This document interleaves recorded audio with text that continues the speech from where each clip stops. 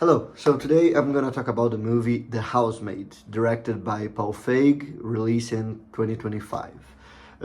Just gonna say, usually that's not the kind of movie that I go to the theaters to watch, but I was like really bored today, beginning of January, there's not much to do, and all the better movies that were in the theater I had already watched, and I didn't feel like rewatching something. So, just went to the local movie theater, gave it a watch. And yeah, so also saying in the beginning, there will be kind of spoilers in, I guess, the entirety of this review. I'm not pretending, I'm not intending to, say specific spoilers, but just because of how the movie is structured, I can't really talk about it without giving something away from the movie. So I want to start speaking about the acting, because I feel like that's really something that makes and breaks the movie at the same time, especially the two main characters, Sydney Sweeney and Amanda Seyfried. I'll probably be mispronouncing that along the video. So I feel like one of the highlights of the movie in certain way is Amanda Seyfried, in a way that kind of surprised me, because when I started watching the movie, I thought she was not that good in it, especially because I'll have to say there is this dynamic in the acting that while Sydney Sweeney it's underacting like the entire movie. The first part of the movie, Amanda Seyfried's like up there, overacting to the hell of it. And with the twist of the movie, again, talking about the spoilers, it kind of makes sense that that decision for her acting. I want to say it kind of breaks a little bit of like watching the first half of the movie, because it feels like really distracting, and even though the movie it's not very good at hiding the twist by the most part, it definitely didn't feel like that part would make sense, and it kind of ended up making sense at the end, the way she acts. So it kind of really felt really bad, the acting, like the entire first half, because Sydney Sweeney, that I do think was terrible all throughout the movie, she clearly feels like she didn't want to be there at all. And you got Amanda like way up there, way too much. And yeah, it was kind of distracting. Also, you have the guy, I forgot his name, I forgot the name of the actor, and I can't talk about his acting that much. I don't think it's a bad acting, I just really dislike this kind of characters, because I'm already gonna talk about, I guess, the elephant in the room. I really hate this kind of twists. The someone seems so perfect to be true and someone seems crazy, but you end up discovering that it's actually all backwards. I'm sorry, I just really don't like this kind of thing, especially because I always feel they are kind of they're kind of running away of like the gray area in the character building, character creation, that I do think is like what make good characters. And you can have good movies without having all of that, but I feel like they kind of have this way, they kind of have this twist to make you think that they are kind of deep in this character way, so hey, you got someone here that you think was good and someone that you thought was crazy, but actually it's all backwards. That's not gray area, that's not interesting writing. It's actually, you're just making things more black and white, especially the way that you make him go from like this absolutely perfect sweet angel that I'm gonna say you kind of can see the twist coming miles away. And I try not to do so in the last few years. I always go to the movies and I always try not to think about what the movie is gonna do and just accept things as they come to me. this one was hard not to think of because it was like too much of Mr. Perfect, and then after that he just go directly to being like the devil.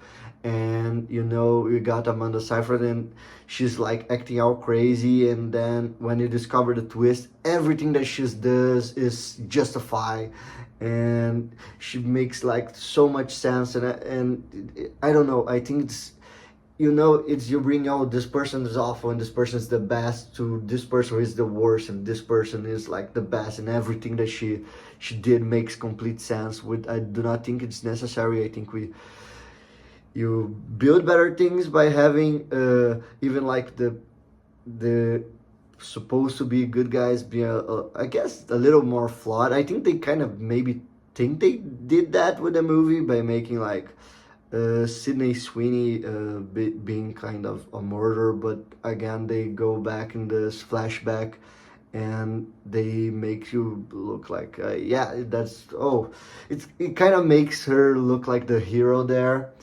And again, it just ends up feeling like when you have this dynamic change, it's like an 180 the change. And you know, I don't know, I don't like that too much. I really dislike this kind of twist in general. So Paul Feig's direction, I think it's important to talk about because I know Paul Feig, but I'm not as known of his filmography to know if this is like the first thriller that he's done. I obviously know about all the comedies that he's done, and it kind of shows sometimes that he's more of a comedy director or he's not a thriller director, because I do feel, especially in the first half of the movie, every time that you got a more thriller base or even a kind of horror base scene, a lot of with Amanda just showing up out of nowhere, like a mirror scene, that it kind of feels like a parody of an horror movie, especially with the corniest sound effects that they had every time Amanda Seyfried just appears out of nowhere. It felt like whenever he was trying to do a specific genre, a specific thing, it always felt really corny. Also, the sex scenes, montages are like so they're, I felt that they were like really bad and really uninteresting and just taken away from like 1,000 movies that were made kind of for this public. But you know, when he's not doing that so much, it works. It works most of the time when he's not trying too hard. I see, and actually, I do think in the end that he's more kind of thriller horror based. Most of the things work in the direction there, in the directing, like the all the scenes with the attic. I think most of them are very well directed. I feel that I don't think they are that much well written, but you know, the directing seems fine there. Uh, but yeah, so another thing that I want to say about the ending, I also, the whole final act, it's kind of good. It's very fun to watch in a movie theater. It kind of goes down a little bit because Sydney Sweeney as a final girl, and even though this is not an or movie, it's more of a thriller. She's clearly the final girl. She has like those, almost this new version of final girl that you can see like in Who's Next. That, oh, you think this girl is kind of can defend themselves, and then you discover that she does have this past, and then you know. A modern final girl, she doesn't work because she has no charisma in this film at all. So yeah, it kind of feels well directed. I think the actor, sorry, I forgot his name, is doing a good job. I don't want to say great job, but Sydney Sweeney just doesn't work there also, and I think it really hurts. I want to speak about the final scene because in the end of the movie I was like, all right, yeah, that was a fun ending. I kind of like that. And then you go to major spoilers now, obviously you go to the funeral. It's like a fine scene to end, and they have another scene that I just think it was fucking sorry, I just think it was really ridiculous. Like it hurt me. It hurted me a lot when I watched this scene at the movie theater, where I'm gonna be honest. What it felt like to me, it felt like MCU, a Marvel movie ending, with this kind of weird cliffhanger. I'm not sure if you can call it like a cliffhanger, where she goes to the house of the another woman and she's like moving the knife with like bruises in her hand. So then she just go, yeah, so when can I start? It kind of felt like, we are building a team by Nick Fury. It was just so corny, and it felt really out of place there, because I don't know, yeah, the movie, and in the end it has a lot of action in it, and Cine just turns out to be like a badass, but I don't know, that didn't go well with me. I'm giving this movie a 4 out of 10. That again, I talked a lot of shit about this movie, this entire review, but I guess it was a fun cinema experience.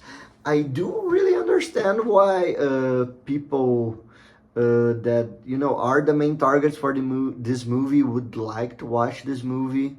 It just really wasn't for me at all, and it's not supposed to be for me. I'm really far away for the main demographic of the movie, and I guess I can see why they like. And sure, if you turn off your brain for a couple of hours, it can be an entertaining experience. And it was for me in a lot of ways, but there is still so many things that I thought were just bad in this movie, that yeah, the fun of going to the movie theater and watch don't add up enough for me to give it a higher score. So yeah, thank you for watching.